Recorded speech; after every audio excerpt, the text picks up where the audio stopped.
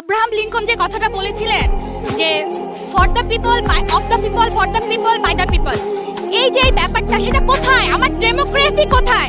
আমি আমার চোখের সামনে দেখেছি একটা মানুষের মুখ থেকে গড়গড় করে রক্ত বের হচ্ছে, তাকে আমরা ঠিকমতো হাসপাতালে নিয়ে যেতে পারি না। আমি আমার হাত দিয়ে বুলেট বের করেছিলাম, বুলেট। এটা আমার স্বাধীন দেশ, আমার স্বাধীনতা কোথায়? একটা সাধারণ আন্দোলন যেখানে আমরা শুধু মত প্রকাশ করতে চেয়েছিলাম, একটা সাধারণ একটা নিরস্ত্র আন্দোলনকে রণক্ষেত্রে পরিণত করেছিলেন।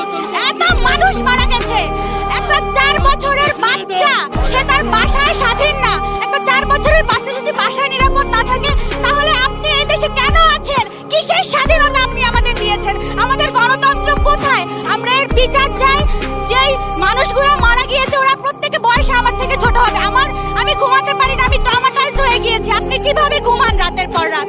আমি বুঝি না, আমি ঘুমাতে পারি না, খেতে পারি না। ওই বাচ্চাগুলোর